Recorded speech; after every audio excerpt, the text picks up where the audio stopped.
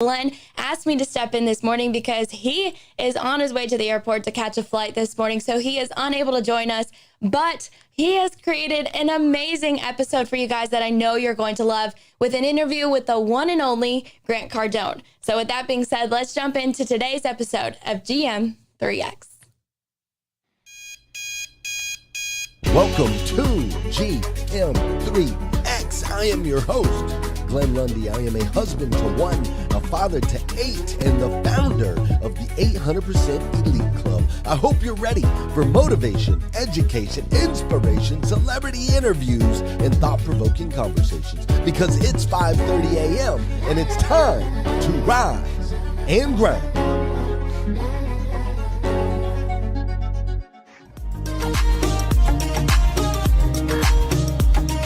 Good morning, Jessica. Good morning. I have the best news for mothers everywhere and wives everywhere. Tell us about it. So they did a study out of the UK with over 500,000 people, and it proved that if you participate in chores, you are 21% less likely to get Alzheimer's. So husbands, dads, kids, you're all doing chores, okay? We have a perfect reason to start delegating. That means I'm doing all the chores. Oh, I am not getting Alzheimer's, I'll tell you that much. So who does the most chores at your house, you or your husband? Okay, I will say my husband's better about doing the dishes, but I do like the vacuuming, you know, the heavy lifting stuff, the laundry. I'm definitely not getting Alzheimer's. Me either. What about you? Does your I husband will help? take my husband's toothbrush and wash the baseboards with it. I am not. That's a great idea. I'm gonna try that. When he starts back talking to me, I just go in the bathroom, get It's it, the perfect size. put it in a little bleach water. There we go. No, I'm just kidding. But I really do. I'm the one that like does the hardcore cleaning. My husband's OCD, so he straightens up, but you know, I don't know if I'm just really OCD, but somebody else's cleaning is not as good as my cleaning. So Not anymore. Those kids doing chores. Husbands, moms, dads, grandpas. we need to live longer. So Yeah, It's a good excuse. I want him to live long. I want him to remember everything, and he needs to do some more chores. yeah, I agree. I Hey, love it. I'm very excited about that study. I will have to share this with my husband. Perfect. Have a great week, guys. Husbands, stop being little. Pick up a broom. Love of God. See you next week. You gotta love it, man. You gotta love it. You got the Malibu beach house, you got the big house, and it really doesn't matter. It doesn't matter how much money you've made, it doesn't matter how much success you've had. Wi-Fi is still an issue all over this country. Dude, you know, people interrupting me, nobody respects me, you know, it's like, it doesn't matter, bro. Nothing, some things just don't change, Right. no matter where you're at.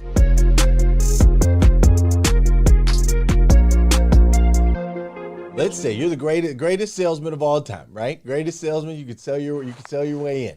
Let's say Elon or somebody came and offered you $50 billion for your name, your rights, your programs, Cardone cap, everything, right? And they got the non-compete. So you can no longer do real estate. You can no longer do sales training. I'm assuming you would take the 50 billion. Maybe you say no. They offer you 50 billion. Would you take it? And what would Grant do if you couldn't do sales, you Hey, couldn't do real Crystal, estate? I think Glenn got muted. Well, I would definitely take the 50 billion. Okay. So now I cannot buy any more real estate. I can't touch it. That's right. And I cannot do any more. I could still help people, right? You can't do any sales training, nothing like that. They bought your name, they bought the rights, they bought the company, they got non-competes on everything. So no sales training, no real estate. Well, I would definitely take the 50 billion. I'll probably go into major depression. But hey, you know what? I'll be like, I got 50 billion. So. and then I would take a few minutes to figure out, okay, what can I do other than what I've been doing, right? I mean, there's so many great things going on today in the world. Maybe I go into politics. You know, 50 billion, bro. I could run for president. 50 billion is a lot of money, man. 50 50 billion is a lot of billion, money. 50 billion, I could start like, I mean, I'm going to have a whole nother level of swag. Yeah, man. Like people think I'm hard to deal with now. Oh my gosh, I'm going to be impossible. Where are you at now? Where's the real estate at now? I know last time we talked, it was like 4 billion. Where are you at now? Yeah, we're at $5.2 billion. You're at $5.2 billion, which Yeah. 6 years ago, when you wrote Be Obsessed or Be Average, in that book, you were at 400 million. And you said in there, wow, I didn't know that. you were at 400 million. And you said, so you were talking about 10X. And you were like, hey, Sabrina, you were talking about 10X. And you said, so we're at 400 million. We're at 400 million. So if I 10X that would be 4 billion. And you were like, I don't even know how I would get to 4 billion. That's a crazy number. But if I come up a little bit short, I'll be all right. Now you're at 5.2, man. What is that? What does that feel like? And how do you make that jump in 6 years? Yeah. So, well, it feels good to hear you say that. I didn't realize, I did not know I said that. Thank you for acknowledging that I achieved that target. Yeah, man. What happens for me is, because I've always said I've never achieved a 10X target, but you're telling me I did. You're telling me I exceeded one of mine, because somewhere in the last 6 years, I moved the target again. Right. So I play this. It's a little game. It's not always fun, but sometimes because I can never win, right?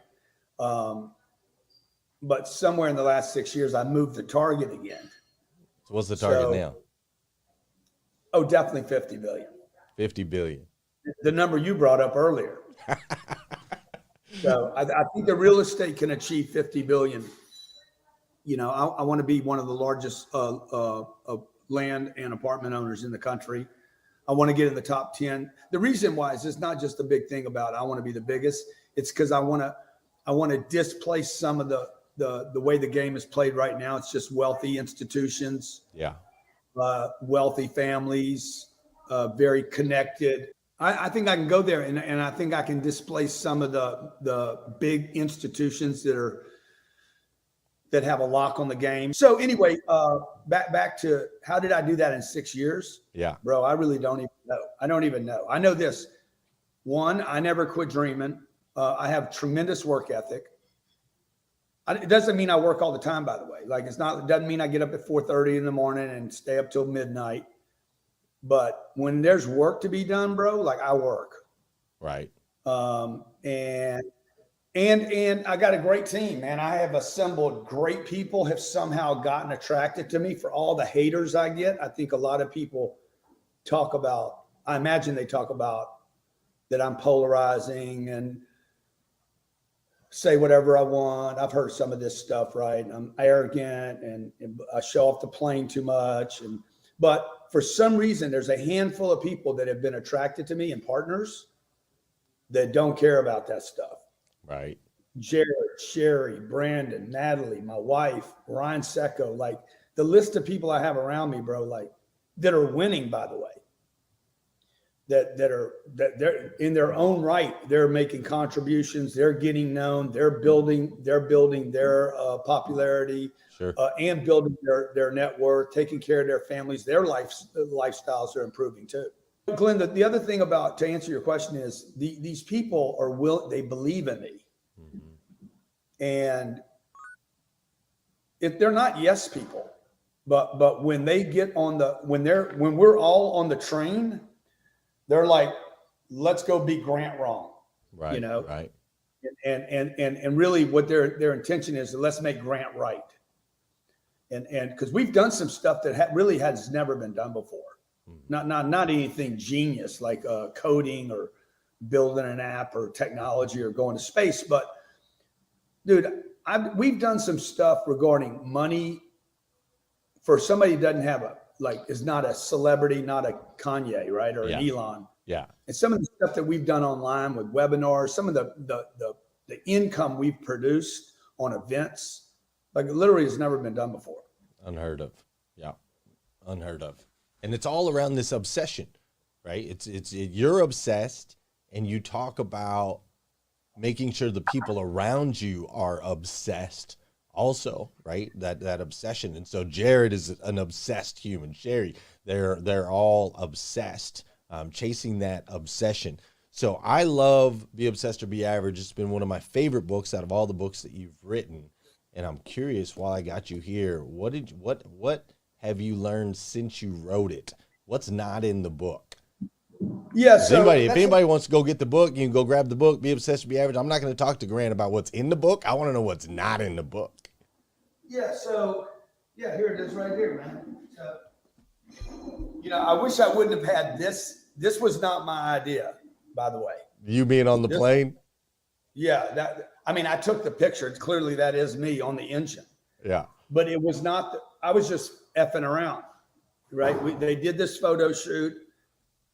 I'm like, there was a ladder there. The next thing you know, I'm going up the ladder. The ladder was for the cameraman. It wasn't for me. That's a real picture? Huh? That's a real picture? I thought it was like a... No, this is a real picture, bro. That's me straddling the engine of a Gulfstream 200. Dang, man. I would say that plane must have been a little smaller than the one I saw you in a few weeks ago or a couple months ago. This was my first plane. That's the other thing. I'm ashamed of it because first of all, I would have never used this image. Okay. Right. Like it was then who published this? Penguin Random or somebody? I don't know. I forget the publishers because they do so little to help you on these books. Oh, bro. It's disgusting. I can only imagine. Yeah. Penguin Random. Yeah. And this was the shot. Well, there was a ladder there for the cameraman. I said, get off of there. I ran up the thing, jumped onto the tail. Boom. They shot that shot. And I'm like, guys, that was a joke. That was for me. It wasn't for you guys to put on the cover of the damn book. Right. Because it's obnoxious. Right. But look, what would I do different? There was a guy here that did my floors this morning. He put these floors in my house. I bought all the floors from him. Right. And we took up this old floor, put down this new floor, very, very expensive. And he says, my favorite book, Grant, was Be Obsessed or Be Average. Okay. And that's funny. It's the only book, I've never told this to anybody. It's the only book that I wrote with a specific, the specific intention to grab a specific audience. Okay. All the other books that I wrote were to solve a problem I was having. Right. This book, I said, I'm going to write a book that will attract by the title. I had the title before I had the book. Right.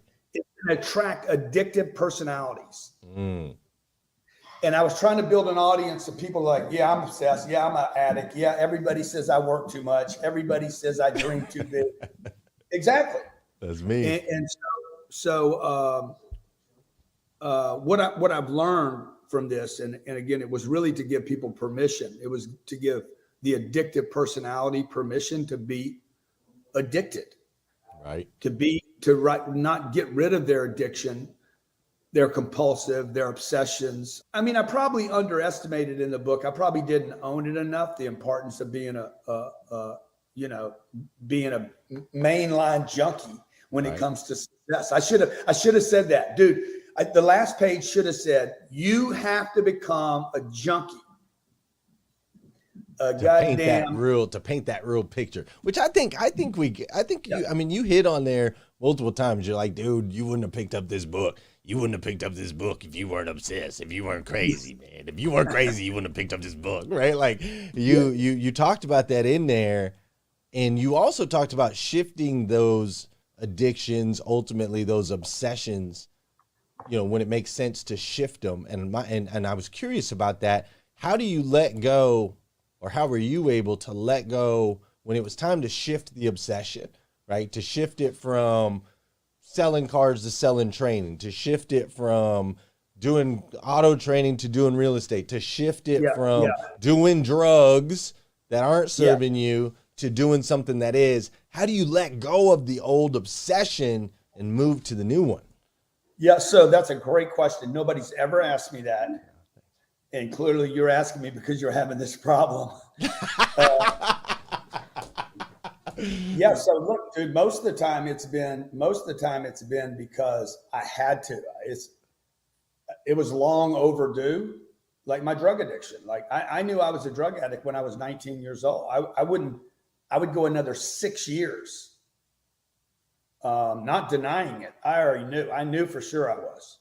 I would go another 6 years though, just not being able to make the change. Yeah. Then when I got in automotive, I was in automotive 7 years. I didn't need to be selling cars for 7 years. I had customers telling me, bro, you should be selling yachts. You should be on Wall Street pitching funds. Like when people tell you that and you're in Lake Charles, Louisiana, what are you doing in a car dealership selling Pontiacs? There was all this talent I had. Sure. It was uncovered, Glenn, only because I became obsessed to become a great salesman. Mm. And that was driven out of this thing, I didn't like being a car salesman. And it's not that I didn't like selling cars. I didn't like the way people saw me because I was selling cars. Mm. And then because I knew I had this secret, like probably most of your viewers, that I had more in me than what I was doing. I was thinking about you the other day. I was thinking about the next 10X and, obviously your obsession, like you were talking about earlier, NADA not giving you the right treatment, all those different things, wanting to throw the biggest and baddest events and wanting to connect with the biggest and baddest people. And it got me thinking, you talked about like getting people that don't know you to know you, studying certain people that are on your frequency. And is there anybody that you, I don't want to say look up to, but is there anybody that you are studying, watching, learning from that doesn't know you, that doesn't know? Yeah, everybody I'm studying doesn't know me. You're really? Like who? Give me an example. Barry Sternlick. Barry Sternlick. Who's that guy? I don't know that guy. Donald Bren. Steve Schwartzman. These are guys I'm studying. Okay. Jack. Elon, dude. Elon's a gangster, bro. Like he is a gangster, I know. I'm studying what the guy he just passed away, Bogle, that created Vanguard, which is a $5 trillion fund, basically $5 trillion business. So, and then I study a lot of the old guys, man, the Rockies and the Margans. And do you have an actual, so you're studying those guys. Do you have does Grant Cardone have a coach? Do I have a coach? Yeah. No, I do not have. I mean, I have my church. My church is my coach. Yeah. Yeah. So anytime I'm like, some people that get coaches, they don't even have the right questions to ask. Like, forget the right answer. Most people don't even have the right questions. Sure. So part of what I do with my church is to figure out what question I should even be asking. Because most of the time I'm like, hey, what's wrong with this? Well, that's not even what's wrong. One of the things I learned from you a long time ago is, don't, like, you gotta use your product. Like you gotta be all bought in, on your product. And I know you sell a lot of coaching. You sell a lot of coaching and training. So I was curious if you invested in coaching and training yourself. So Glenn, actually, I don't do a lot of coaching. Okay. I don't do a lot of one-on-one coaching. I do some. I do maybe 4 or 5 a year that people are like, hey, I just want to spend, I want to meet with you 4 times a year, and they donate a bunch of money to Cardone, to the Grant Cardone Foundation. That's where the money goes. Sure. But I don't love the coaching because I think it's an inefficient way for people to spend time and money. Yeah. I'd rather than be at our boot camp. I'd rather than be at the Cardone Capital, meeting other people. And by the way, everybody that's done it with me is like, bro, I got so much out of that session. But for me, it's like I don't want to feel like a therapist. Right. Got it. And I don't ever want to tell somebody what's wrong with them. Really, I don't. but I still like that guy better than the guy that's going to chum up on you and say, yeah, Glenn, you're doing fine. Everything's great, bro. You're going to be great. You're the best. Because I hate that guy. With the obsession that you have, you're at 5.2. We got to get you to 50. 50. What has to be different? Or can you get there? Can you get there with what you have now? Or what has to be different to be able to get there? Yeah, probably can't. Probably can't. Dude, it's very interesting that you're asking me this, because if this happens, it's going to be me and you're going to definitely go to dinner. Yes, sir. But what would have to happen is for Cardone Capital, I would have to probably buy a company. You'd have to buy a company. Okay. Yeah, buy a company that has a bunch of assets like I have. Like I'd have to go find a Cardone Capital. Okay, I see. So you'd have to acquire another one, kind of like what Cox Automotive has been doing in the automotive space. Yeah, right I mean, all big companies, they acquire, they don't grow internally. You can't. Otherwise, I'm just going to do another deal at 100 million. Then every year I have $1 billion a year, and then 50 years from now I'm 50 billion. Or I just wait for appreciation. That could happen, right? So, but 50 years from now I'll be 113 years old. I really don't want to wait that long. Right. My knees already bother me. Hey, I got to tell you though, man, thanks to you, really, you, Elena, and the girls, thanks to you guys, like I look forward to being 64 years old. I'm 44 now, and like, I used to look for, you look forward to your 20s, and then maybe you look forward to 30s, and then most people start hitting 40s, and you think it's all downhill from there. But you've got me, like, I'm excited to be 64 from what I mean, it looks like you're living a pretty damn good life at 64. And I saw where you were at 54 versus 64. And so you've really inspired me to look forward to those, 10 years from now, 20 years from now. You were going to say the golden years, weren't you? No, man. No, they're not the golden years at all. It doesn't look like you guys are rocking golden years. I mean, you guys are traveling all over the place. Well, Elena's getting younger, and I'm the only one that's aging over here. Yeah, 6 years ago, you told me, you said, hey, I wanted to be at 5 billion or 4 billion, and we're at 5. I didn't even know I said that, but I can believe I did. Yeah. And then we exceeded that, right? Well, I did in the interim, in the 6 years, clearly I did something that was mechanical to get there, because you can't fake that, but I didn't spend time in the mechanics. The problem with the mechanics are now who exactly do I need to meet? What exactly do I need to be? How do I budget my time to do all that? I'm not doing that. Like, I remember learning from my church once, I heard this line that I'm going to probably butcher it, but it's like, intention is senior to mechanics. And I was like, that was a game changer for me. I'm like, man, I need to for me, that means, like, my understanding of that concept is the intention, where I want to get, not am I a good person or not. The intent, what the goal or target is, needs to be 80% of my energy. So I'm going to get to 5 billion. Now, the next thing I'm going to do, I'm not going to take a piece of paper out. I might take a piece of paper out, figure out how many deals I need to do, but that's where it becomes problematic, because I'm like, okay, if my average deal size is 50 million and I need to get to 50 billion, I need 1,000 deals. Right. Like I can't even buy one deal right now, much less 1,000. And then you get stuck in this problem, this bigger problem. And then you're like, there's no way. And you give up on your goal and your intention now. And then you start cutting everything.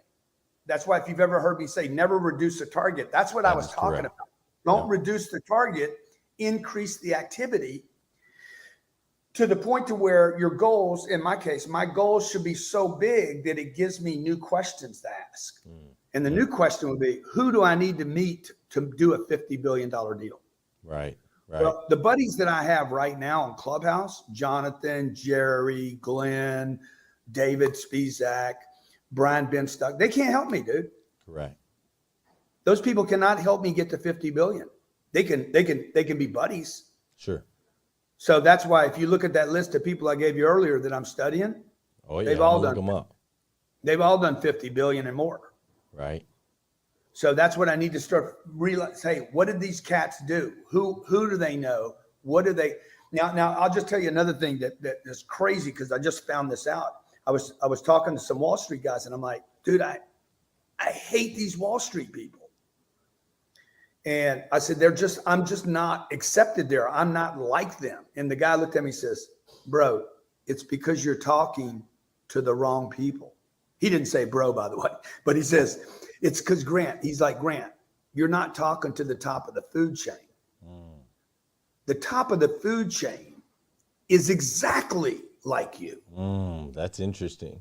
They would never judge you. They would never criticize you. They would only admire you. They would want to pick up the bill with you. They would think they were with a brother. He says, it's everybody they hired below him that is threatened by you. They said, the reason you don't feel comfortable talking to these people is because you're talking to one level below who you should be talking to. And that level seems like a level above because it could be a level above where you're at, but it's a different game. It's a different playing field. The guy looked at me and says, look, bro, you're a savage. You're a beast. You have to talk to savages and beasts. Yeah. You're not built to be a corporate guy. That's not you. Like the reason you're uncomfortable, Grant, he's like, the guy told me, and this guy's way up there. Right. He says, the reason I believe you've had problems is because you've simply been dealing with the wrong people. And in thinking that you needed those people, and the reality is you are those people you're studying.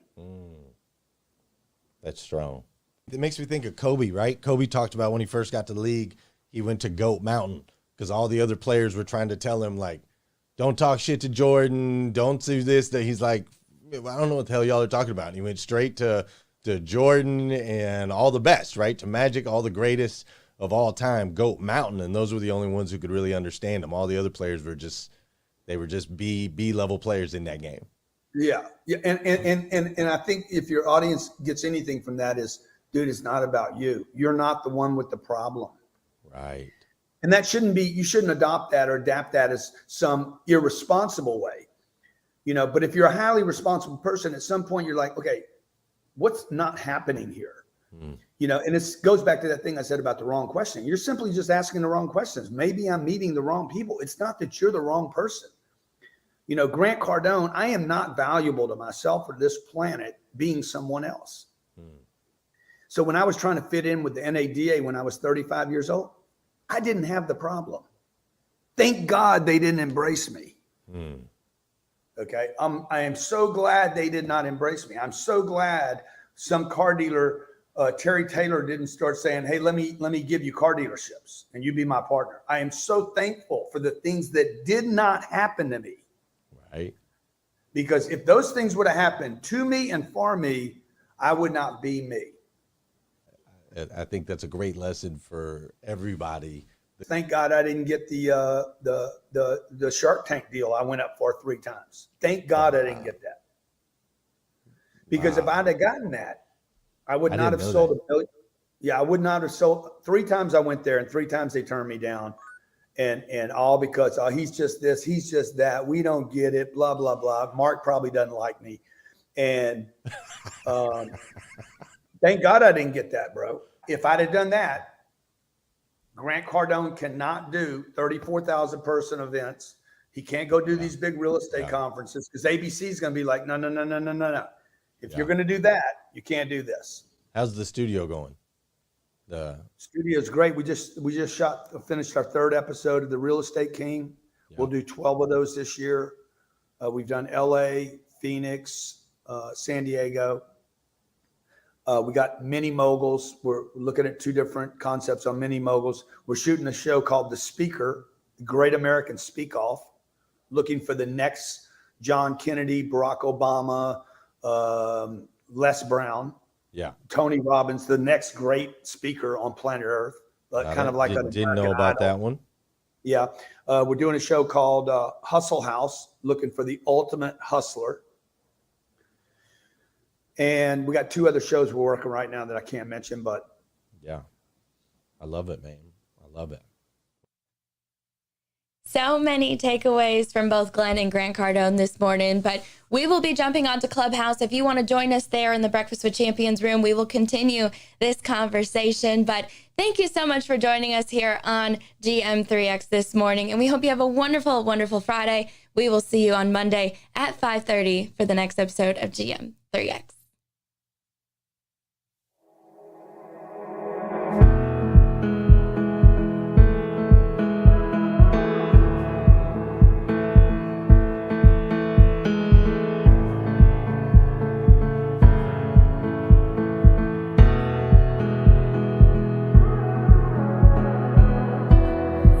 So far away, I saw you not so long ago. Was it just yesterday? Got that old feeling that I know. In the dark of the night, I'll be alright. The sun will arise.